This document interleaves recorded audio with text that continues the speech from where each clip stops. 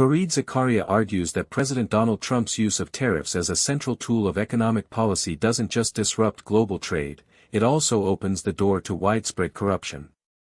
The reason is that, under Trump's approach, tariffs are applied and lifted selectively, often based on which countries or companies receive exemptions or favorable treatment. This creates a system where access to power in Washington becomes a key factor in business success. In such a system, companies are incentivized not to compete through innovation or efficiency, but by lobbying for special treatment. Firms may spend millions hiring lobbyists, making political donations, or currying favor with administration officials in order to avoid costly tariffs, or to ensure their competitors are burdened with them. This dynamic erodes trust in free market principles and makes the U.S. economy more dependent on backroom deals than transparent, rules-based systems. Moreover, when government officials are given the power to pick economic winners and losers through tariff exemptions, it creates fertile ground for favoritism, cronyism, and influence peddling. The lines between policymaking and patronage blur, and the risk grows that decisions will be made based on political connections rather than merit or national interest.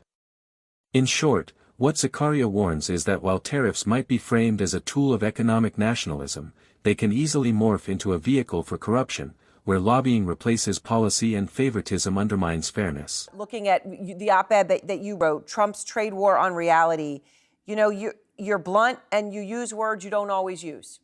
You say capricious, destructive, and dumb way, talking about how Trump is using American power tonight. This may be the biggest economic policymaking error of my lifetime.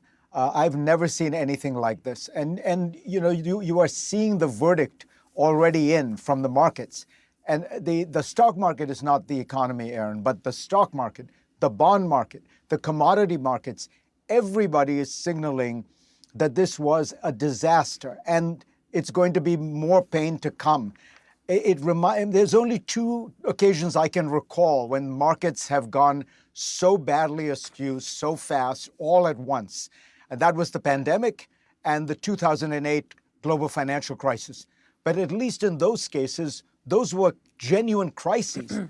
Here you have an own goal. You have an unforced error of policymaking creating a global financial crisis. The more you have tariffs, the more you have these kind of blanket political decisions that govern the economy, the more businessmen have to curry favor with politicians.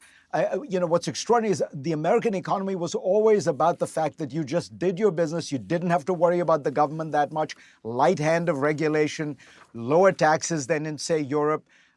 What Trump is creating is an economy in which everyone is going to have to come to Washington to beg for a favor, for an exemption, for a special rate. Whether you're a country, whether you're a company, it's really fundamentally un-American. It is the opposite of what the American economy is supposed to be, which is a free economy without you're having to curry favor with politicians.